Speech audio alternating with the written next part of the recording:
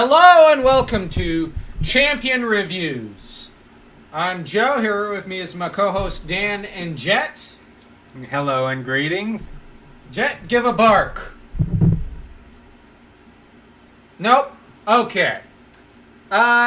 We just watched Kraven the Hunter, which is kind of inspired by the old Kraven the Hunter stories from Spider-Man comics, of course, as well as Kraven's Last Hunt, which, while an abysmal story for Spider-Man, I'm just saying it was abysmal.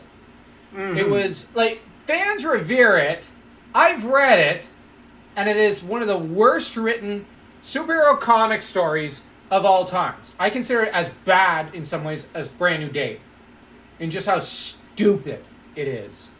Like, for one thing, how does, he put Spider-Man, when he's a normal human, into a death coma? Unless Peter is the clone suffering from clone degeneration. You see? The Clone Saga explains all. And explains Kraven's Last Hunt, because he thought Spider-Man was dead. Turns out he wasn't. So the Clone Saga would explain all that. That Peter was kind of dead on the table. And my theory would be that Jackal kind of pumped a cure into him. A temporary cure into him. Just because he went, while Kraven was off, I guess, playing pretend at being Spider-Man. I guess he always wanted to go out on Halloween as Spider-Man. It doesn't make sense because, badly written. It's as bad as Doc Ock kidnapping Aunt May and nearly marrying her. Yeah, that was weird. Like, some of those old Spidey stories are not very good. And it was probably their first attempt to try and kill off Aunt May. Who could blame them?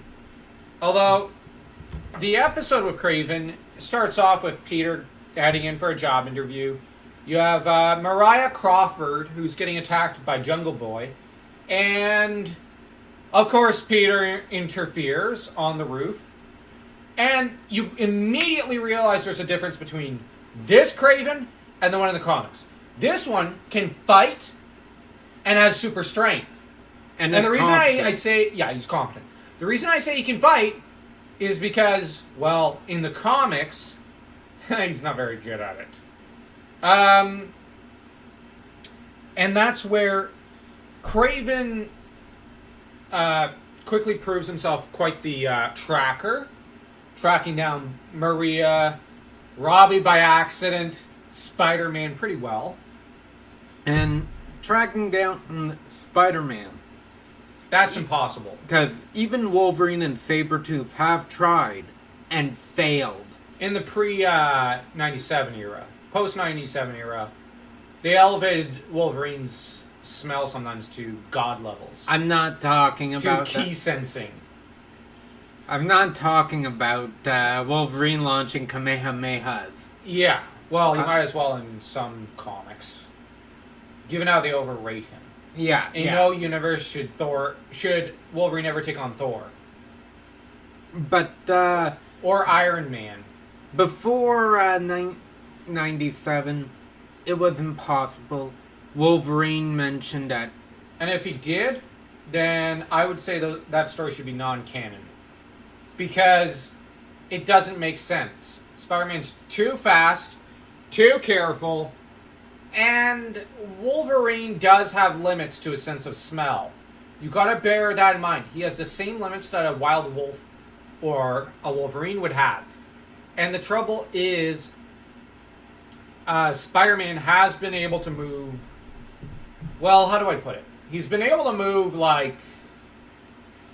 across all of Manhattan in a couple of minutes sometimes, which is kind of impressive.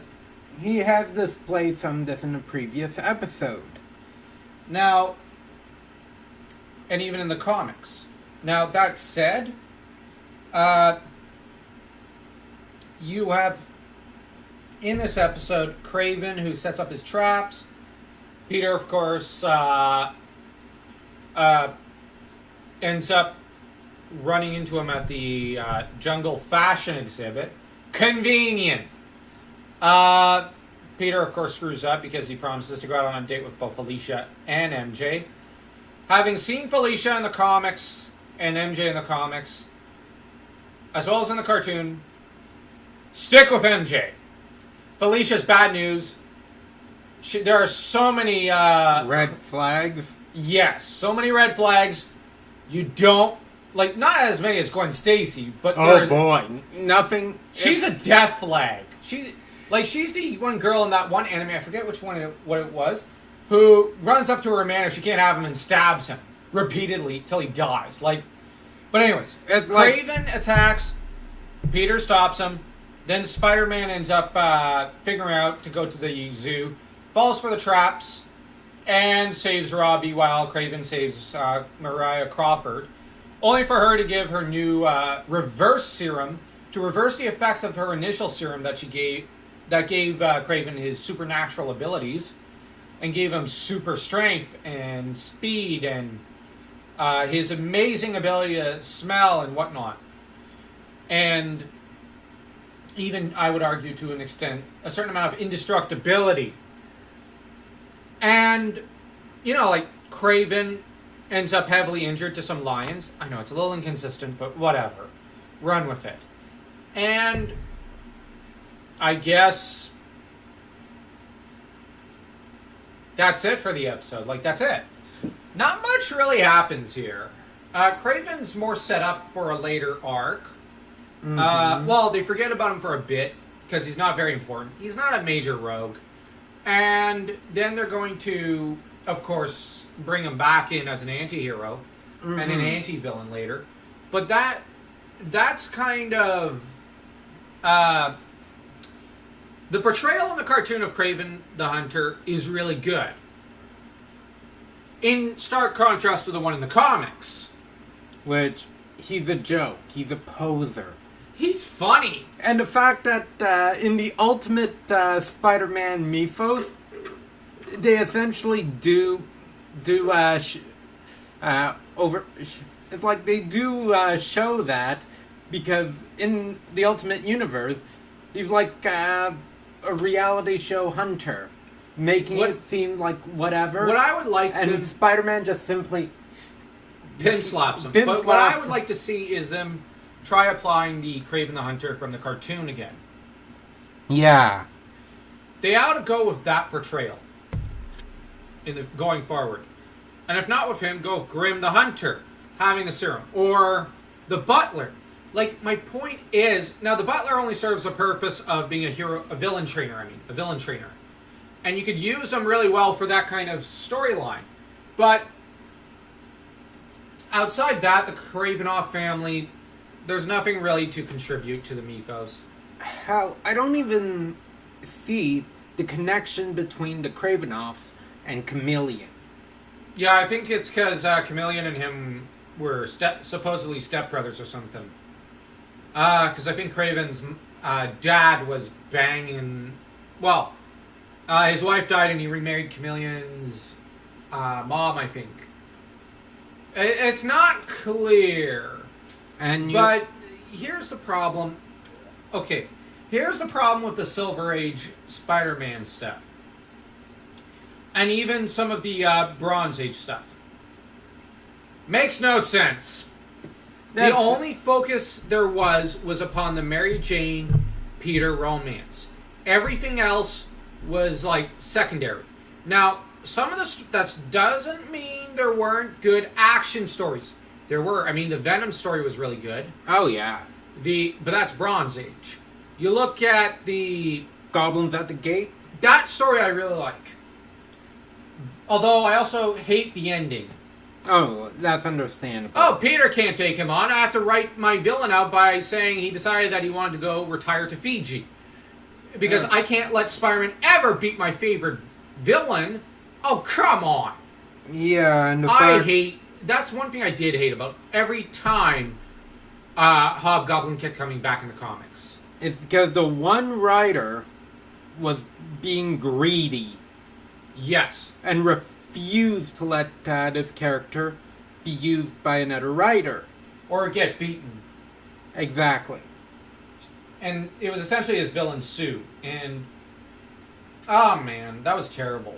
That's terrible writing. And there are some villains whom you shouldn't have the hero like beat, except maybe in the final story or something. Like you look at Jackal. Spider-Man never really beats him, and that's the point. Kane, maybe eventually a victory should come up. I'll concede. Lady Hawk, eventually maybe. But there shouldn't be too many victories over these villains. These are not the villains of the week that you can have the hero continuously fight. You look at the cartoon, a good example of a villain who should be pretty tough in the cartoon, I think it is actually the Hobgoblin of the cartoon. Even the Green Goblin of the cartoon was pretty good, unlike the comics. I'll be honest. While I love the act of killing Gwen Stacy because it was a bold act and all the ensuing stories are really well written, I don't really care about the actual issue itself because, like, I prefer the grieving. I think the next issue deals with Peter in a state of shock, which I really like that issue. I like that one more than the actual death. But that has more to do with my fatigue of Green Goblin because he got beaten over your skull. But anyways, how did we get to talking about Green Goblin? Well, I guess it's just we were talking the villains. Spider-Man does have a good rogues gallery. He really does. I actually prefer it to Batman's. But Batman, I rank his rogues gallery as one of the worst. There's just a handful worth talking about. Yeah, because the heroes with the best rogues gallery are Spider-Man, Superman.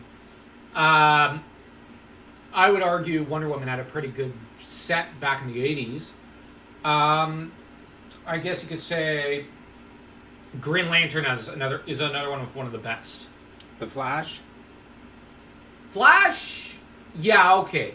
So, like, they have some of the best rogues gallery. Primarily those four. Like, Superman, Spider-Man, Green Lantern, and Flash. Probably in that order.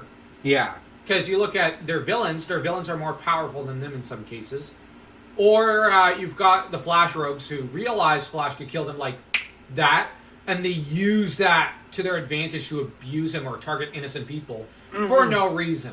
Yeah, you can't tell me that the Joker would be able to kill Captain Cold when Captain Cold is capable of taking on a man who does cartwheels, who runs around at the speed of light. Yeah, considering you can slow him down to normal speed.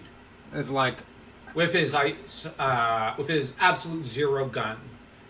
Not to mention Captain Cold, I think, has taken on heroes like Superman and Batman, and in some depictions, I think Orion. Which just the act of taking on Orion, the most powerful superhero, not counting the Green Lantern Corps and whatnot, or even Flash, in the DC universe. Mm-hmm. Wow. And how does this relate to Kraven?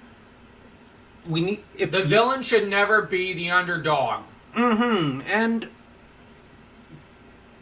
you can't just have a good villain that you're building up and trying to make look like a badass be nothing but a move that rakes up losses. That's what Kraven does in the comics. In the cartoon, the interesting thing is he doesn't really rack up the losses. He actually uses his intelligence. As well as his super strength. Well, his steroids. Yeah. Or his super steroids. So, you know what? Down a bit of Dr. Crawford's super steroids and smash that notification bell, that like button, comment, and then smash the subscribe button. All in one hit. In one pimp slap of doom!